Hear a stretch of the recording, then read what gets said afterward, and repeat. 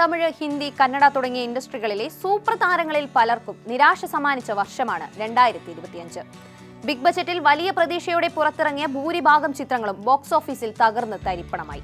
മുടക്കുമുതൽ പോലും തിയേറ്ററിൽ നിന്ന് നേടാൻ കഴിയാതെ ഇഴഞ്ഞ സിനിമകളും ഈ കൊല്ലം ഉണ്ടായിട്ടുണ്ട്. എന്നാൽ പ്രതീക്ഷകൾക്ക് അപ്പുറത്തേക്കുള്ള പ്രകടനം കാഴ്ചവെച്ച വർഷം കൂടിയാണ് 2025. കണക്കുകൾ പരിശോധിക്കുമ്പോൾ മലയാളത്തിലും തമിഴിലും ഹിന്ദിയിലും കന്നഡയിലുമെല്ലാം പണം വാരിയത് മുഴുവൻ ചെറിയ ബജറ്റിൽ വന്ന ചിത്രങ്ങളാണ്. താരമൂല്യത്തിന്റെ അകമ്പടിയോ വമ്പൻ ബജറ്റോ ഇല്ലാതിരുന്നിട്ടും കഥയിലെ മികവ് കൊണ്ട് പല ചിത്രങ്ങളും ബോക്സ് ഓഫീസിൽ നിന്ന് റെക്കോർഡ് കളക്ഷൻ നേടി. ബേസിൽ ജോസഫ് ചിത്രം പൊന്മാൻ അക്കൂട്ടത്തിൽ ഒന്നാണ്. ജ്യോതിഷ് ശങ്കർ സംവിധാനത്തിൽ ജനുവരി 30-നായിരുന്നു ചിത്രം തിയേറ്ററിലെത്തിയത്. 3 കോടി ബജറ്റിലെത്തിയ ചിത്രം 18 കോടിക്ക് മുകളിൽ ബോക്സ് ഓഫീസിൽ നിന്ന് നേടിയിട്ടുണ്ട്. തൊട്ടു പിന്നാലെ മലയാളത്തിന്റെ അടുത്ത ഹിറ്റ് അടിച്ചത് കുഞ്ചാക്കോ ബോബനാണ്. ജിത്തു അഷ്റഫ് സംവിധാനത്തിൽ 13 കോടി ബജറ്റിലെത്തിയ ഓഫീസ് ഓൺ ഡ്യൂട്ടി ബോക്സ് ഓഫീസിൽ നിന്ന് 54 കോടിക്ക് മുകളിലാണ് കളക്ഷൻ നേടിയത്. സൈജു കുറുപ്പ്, അർജുൻ അശോകൻ, തൻവീറാം എന്നിവർ പ്രധാന വേഷത്തിലെത്തിയ അഭിലാഷം എന്ന ചിത്രവും തിയേറ്ററിൽ ഹിറ്റായിരുന്നു. പ്രൊഡ്യൂസേഴ്സ് അസോസിയേഷൻ പുറത്തുവിട്ട മാർച്ച് മാസത്തിലെ ലിസ്റ്റിൽ ലാഭം നേടിയ സിനിമകളുടെ കൂട്ടത്തിൽ അഭിലാഷവും ഉണ്ടായിരുന്നു. OTT റിലീസിന് ശേഷം മികച്ച അഭിപ്രായമായിരുന്നു സിനിമ നേടിയത്. പടക്കളം, റോന്ത്, സുമതി വളവ്, തലവര, ഫെമിനിച്ചി ഫാത്തിമ, പെറ്റ് ഡിറ്റക്റ്റീവ് തുടങ്ങിയ മലയാള ചിത്രങ്ങളെല്ലാം ലോ ബജറ്റിലെത്തി മലയാളത്തിൽ ഹിറ്റടിച്ച സിനിമകളാണ്. ഇക്കൂട്ടത്തിലേക്ക് ലോകയെയും ഉൾപ്പെടുത്താം. 30 കോടിക്ക് മുകളിലാണ് ലോകയുടെ ബജറ്റെങ്കിലും സിനിമയുടെ ഫൈനൽ കളക്ഷനുമായി താരതമ്യപ്പെടുത്തുമ്പോൾ മലയാളത്തിലെ എക്കാലത്തെയും വലിയ ഹിറ്റ് റേഷ്യോമാണ് സിനിമ നേടിയത്. എന്നാൽ ഇക്കുറി ഫ്ലോപ്പുകളുടെ എണ്ണത്തിൽ മത്സരിച്ച ഇൻഡസ്ട്രികളാണ് തമിഴും ഹിന്ദിയും. 100 കോടി ബജറ്റിലെത്തിയ സൂപ്പർ സ്റ്റാർ സിനിമകൾ പോലും തിയേറ്ററിൽ തുടരെ പരാജയമായിരുന്നു. എന്നാൽ 10 കോടിക്ക് താഴെ നിർമ്മാണ ചിലവിൽ പുറത്തിറങ്ങിയ ഒട്ടനവധി ചിത്രങ്ങൾ മികച്ച തിരക്കഥയുടെയും പ്രകടനത്തിന്റെയും പിൻബലത്തിൽ തിയേറ്ററിൽ ആളെക്കൂട്ടി. വലിയ സ്കെയിലിൽ സിനിമകൾ എടുക്കുന്നതിലല്ല, പ്രേക്ഷകരെ സംതൃപ്തിപ്പെടുത്തുന്ന ചിത്രങ്ങൾ നിർമ്മിക്കുന്നതിലാണ് കാര്യമെന്ന തിരിച്ചറിവ് ഇൻഡസ്ട്രികൾക്ക് നൽകിയ വർഷം കൂടിയായിരുന്നു 2025. വെറും 8 കോടി ബജറ്റിലെത്തി 28 കോടിക്ക് മുകളിൽ കളക്ഷൻ നേടിയ തമിഴ് സിനിമയാണ് കുടുംബസ്ഥൻ. രാജേശ്വർ കാളിസ്വാമിയുടെ സംവിധാനത്തിൽ പുറത്തിറങ്ങിയ സിനിമയ്ക്ക് മികച്ച പ്രതികരണമായിരുന്നു പ്രേക്ഷകരിൽ നിന്നും ലഭിച്ചത്. ഇന്ന് തമിഴ് സിനിമയിലെ മുൻനിര താരങ്ങളുടെ നിലയിലേക്ക് ഉയർന്ന പ്രദീപ് രംഗനാഥന്റെ ഡ്രാഗൺ ബോക്സ് ഓഫീസിൽ നിന്ന് സ്വന്തമാക്കിയത് 150 കോടിക്ക് മുകളിലാണ്.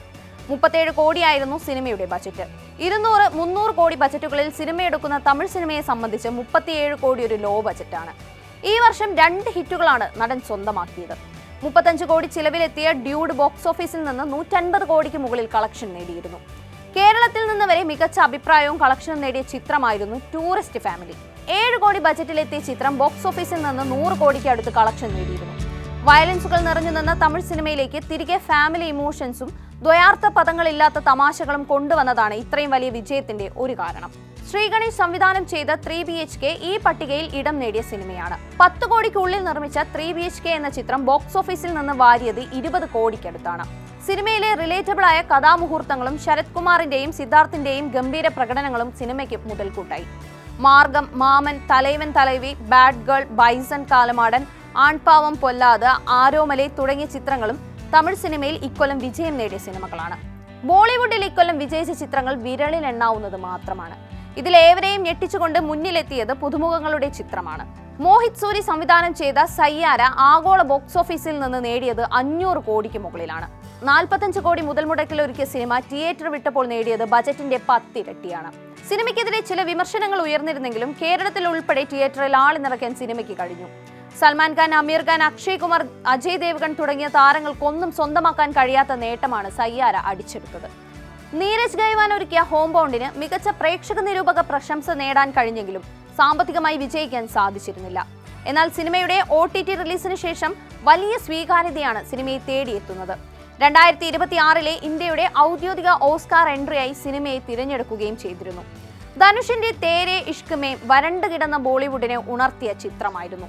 സിനിമയുടെ പ്രമേയത്തെക്കുറിച്ച് വിമർശനങ്ങൾ ഉയർന്നിരുന്നെങ്കിലും 150 കോടിയോളമാണ് സിനിമ വാരിക്കൂട്ടിയത്. തന്റെ 3ാം ബോളിവുഡ് ചിത്രമായിരുന്നിട്ട് കൂടി തിയേറ്ററിൽ ആളെ കയറ്റാൻ ധനുഷിലെ സ്റ്റാറിനായി. KGF-നും കാന്താരയ്ക്കും ശേഷം മലയാളത്തിൽ വരെ ഓളം സൃഷ്ടിച്ച കന്നഡ ചിത്രമായിരുന്നു സൂ ഫ്രം സോ. ചിത്രം രചിച്ച് സംവിധാനം ചെയ്തിരുന്നത് JP തുമിനാടാണ്. സംവിധായകനും സിനിമയിൽ പ്രധാന വേഷത്തിലെത്തിയിരുന്നു.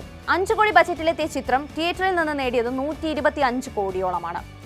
സിനിമയിലെ കോമഡിയും അവതരണവും പ്രേക്ഷകർക്കിടയിൽ വലിയ മതിപ്പാണ് ഉണ്ടാക്കിയത്.